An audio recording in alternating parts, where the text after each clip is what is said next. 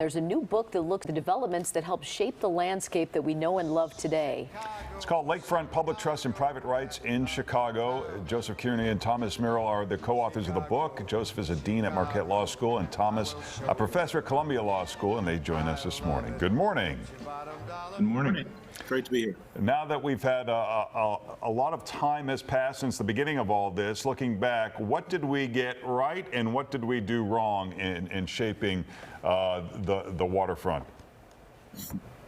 Well, it's a very complicated story. I don't think it's the product of any grand plan, although Daniel Burnham's plan for Chicago played a certain role. I think we were puzzled by this because, Chicago has a reputation for being a kind of commercial city. That comes first. And how did it get to have such a glorious, fantastic lakefront, given this supposition about what drives Chicago? And it's hard to point to a single factor. I think a lot of it had to do with commercially eager people kind of canceled each other out. For a long time, they had aspirations to build all kinds of harbors and docks in the middle of the lake, but they couldn't agree on where to do it or how to pay for it.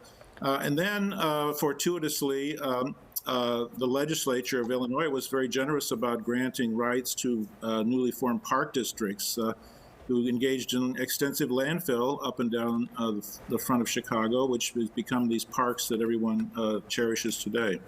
What about the movement now to make it possibly a national park? What would that distinction do? What are the pros and cons of that?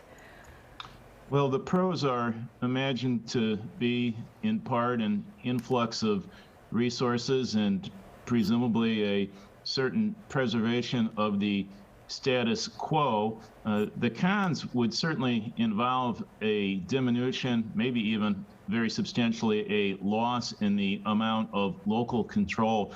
One of the things that we said in our recent op-ed in the Chicago Tribune last month with respect to this was that we haven't gotten everything right in Chicago, but at least it's been Chicagoans and Illinoisans who have sorted it out, and to hand it over to a relatively distant bureaucracy, which would have the authority as federal government with national parks to charge entrance fees, is something about which we think we ought to be skeptical. So is it the law clear as we struggle to figure out what to do with public land? You hear about the Obama Library and there are fights about this, and is the law clear or is this going to be a constant battle? Well, the law is not terribly clear. The main legal idea which has now been invoked to protect the lakefront from further encroachment is called the public trust doctrine. But if you read all the Illinois Supreme Court decisions about that, they don't really add up to a very clear message one way or the other. There was litigation over the Lucas Museum, which dragged out and got George Lucas to take his museum off to Los Angeles.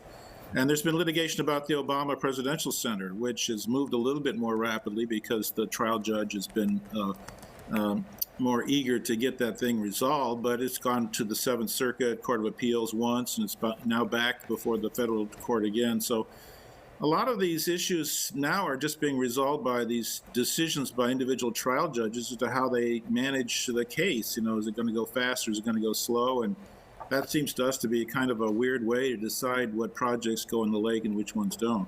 So do you see a lot more construction happening in these public lands in the future? With respect to the area of Grant Park, very likely not. That is one respect in which the law has been rather clear, and it's not the public trust doctrine to which Professor Merrill just referred, but there it's the public dedication doctrine. Very similar sounding, but quite different in terms of authorizing adjoining landowners on the west side of Michigan Avenue to file suit to stop possible construction. This goes back not only to Montgomery Ward in the late 19th century, but as long ago as 1864, when various Michigan Avenue landowners sued to stop the Democratic Presidential Convention from being held in a wigwam in what was then known as Lake Park. So with respect to Grant Park, there's been some slippage in the area of Millennium Park, but not too much there. Tom, do you want to talk about the rest of the lakefront? Well, I think the thing that's really going to protect the lakefront north and south of Grant Park is the fact that the park districts control those areas.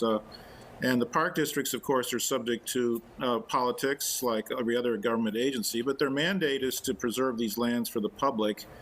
And I don't really see the citizens of Chicago standing for carve-outs of, condominium complexes and so forth. Yeah.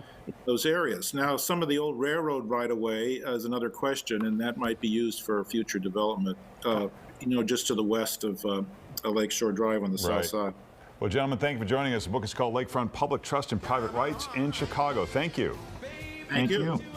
Time for Round